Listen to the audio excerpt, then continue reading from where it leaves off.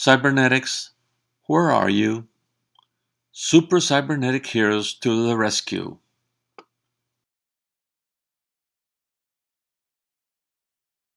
Can you find cybernetics?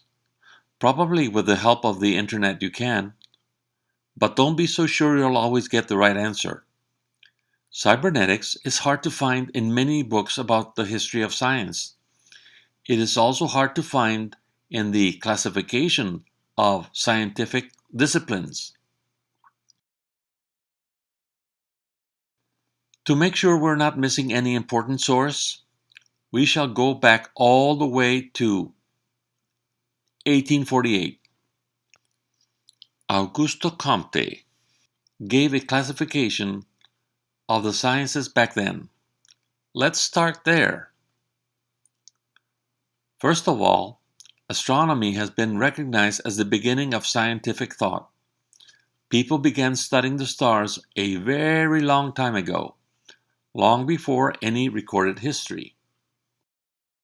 Then came Greek philosophy and formal sciences such as mathematics and logic.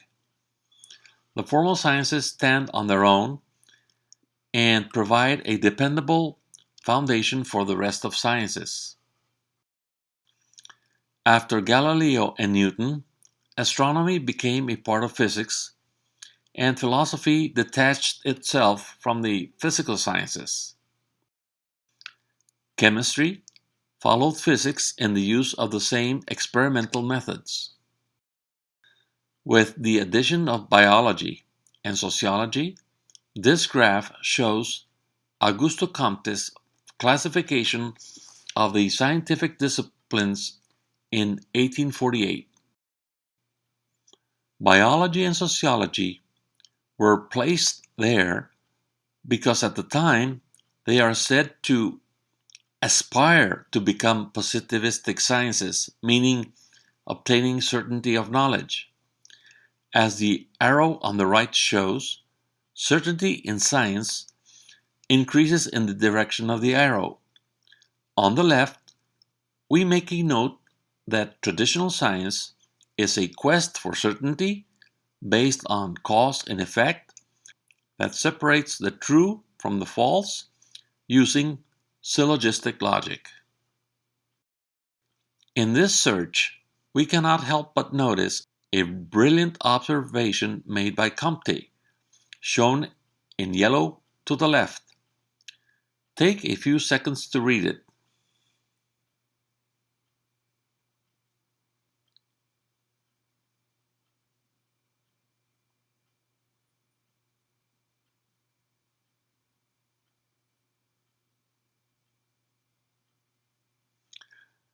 The progress of science depends on the observer. Without the guidance of some sort of theory, we would not even perceive any worthwhile facts. Cybernetics was born as a science of communications and control in 1948. But as this graph shows, there are many other definitions that take cybernetics in many different directions. Maybe this is the reason why it is very hard to find its place among the classification of sciences. If it is hard for people to grasp what cybernetics is about, no wonder it is hard to pinpoint its place in relation to other sciences.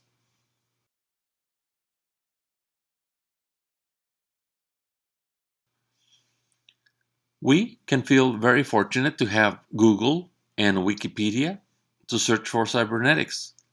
But have you seen or heard any talk about cybernetics lately in everyday life? Do you know where it is or how to find it? Here is a classification of science taken from the Wikipedia. Be ready to push the stop button on the video after I finish speaking if you need to. Do you see cybernetics anywhere? Not in philosophy or any of its branches. Not in the natural sciences. Not in the social sciences. Not in the formal sciences, except a hint with system theory, perhaps, not in applied science, except for artificial intelligence, perhaps. This is a clear indication that the currently entrenched reductionist science paradigm is even affecting the classification of science itself. Remember what Comte said about being able to see something you have never heard about? If you wish, push the stop button now to reflect for a brief moment. Where on earth is cybernetics?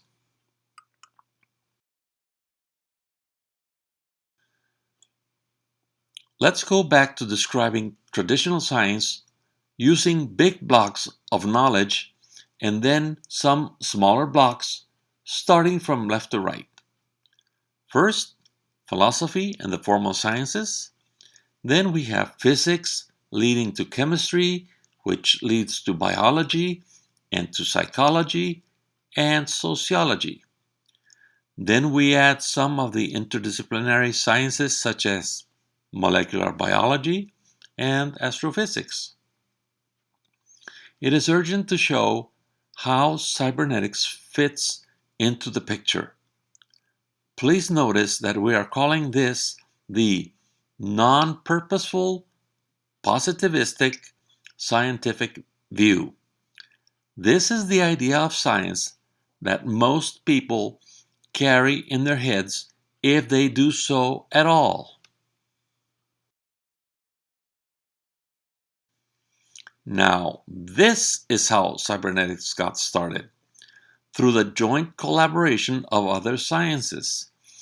This provides a much better map of the whole of science and shows a two-way street between cybernetics and other sciences, such as biology, psychology, and sociology, among others.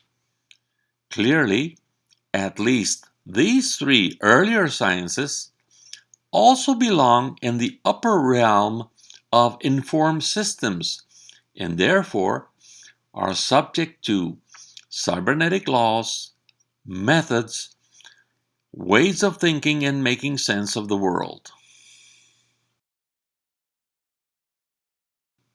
Now let's adapt the original Comte graph.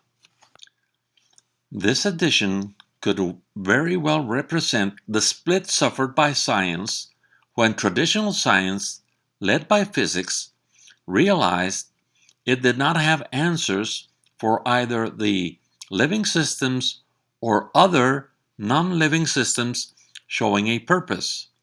I will proceed to explain it.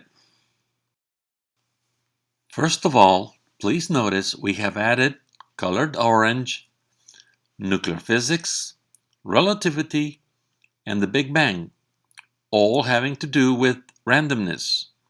But even so, physics is unable to deal with purpose. Physics and chemistry can address the sciences on the right, from biology all the way up to ecology, but strictly from the cause-effect phenomena point of view.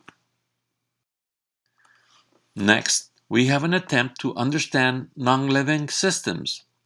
On the left, we go from isolated systems up to ecological systems, trying to use and identifying cause-effect connections. But it turns out that the methods of physics, any sorts of physics, do not work at all here. In order to make some sense of living and non-living complex systems and purposeful thinking, we have to establish the three connections shown here, all three of them leading to first-order cybernetics on the top, the one about feedback mechanisms. Many scientists pitched in to create cybernetics shortly after World War II. First and foremost, the experts in randomness. Cybernetics, thanks to Ross Ashby, became a formal science, which explains the central arrow connection. Incorporating cybernetics into the original graph and putting it all together in one big picture, this is what we get. The interdisciplinary channels are now flowing the opposite way, from cybernetics to living and non-living complex and purposeful systems. This is so because all of science has been incorporated into the realm of second-order cybernetics.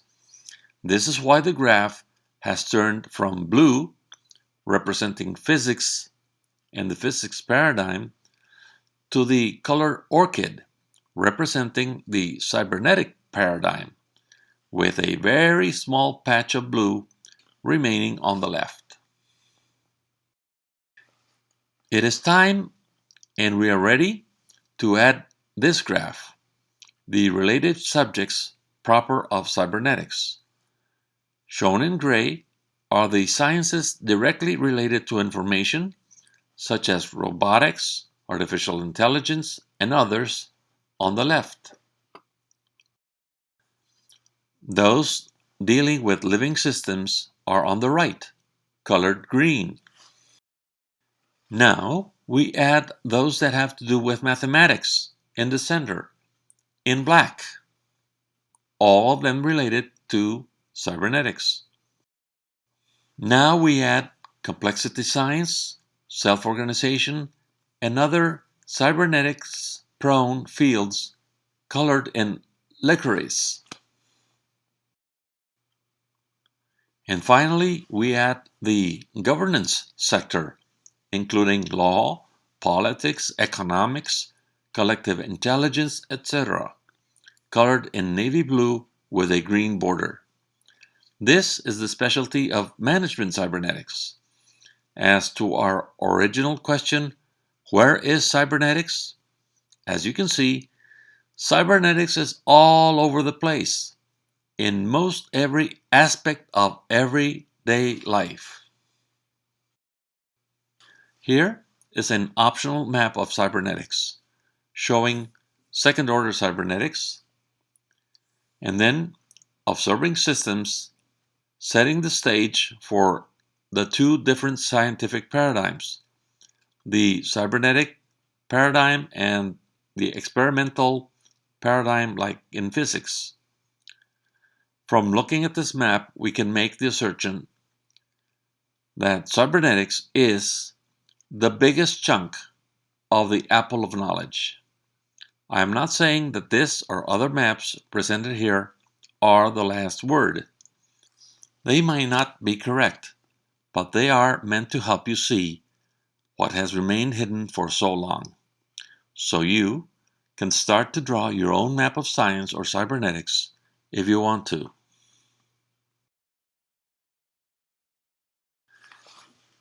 A more modern way to look at science is this other way. Everything in the universe is made of matter, energy, and information. Physics and chemistry study transformations of matter and energy. Cybernetics has to do with the parallel universe of information.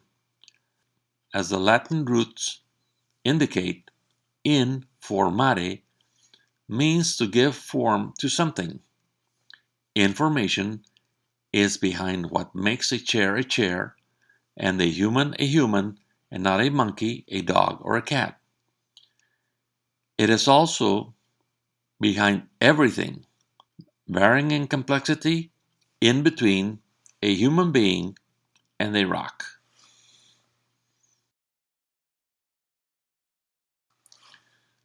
Given its huge scope, as of today, cybernetics has become a super science or a meta science or the science of interconnectedness that people know very little about. Has it been forgotten or just ignored? Is it mistaken for something else? Perhaps so. What do you think? Surely, there is no other science that is directly concerned with answering the why questions related to all types of purposeful behavior. In a world that needs to be rescued, systems blindness is something we can no longer afford. We are in urgent need of a bunch of super-cybernetic heroes to make things right. One thing is for sure, with your help, cybernetics will never get lost again. Ever.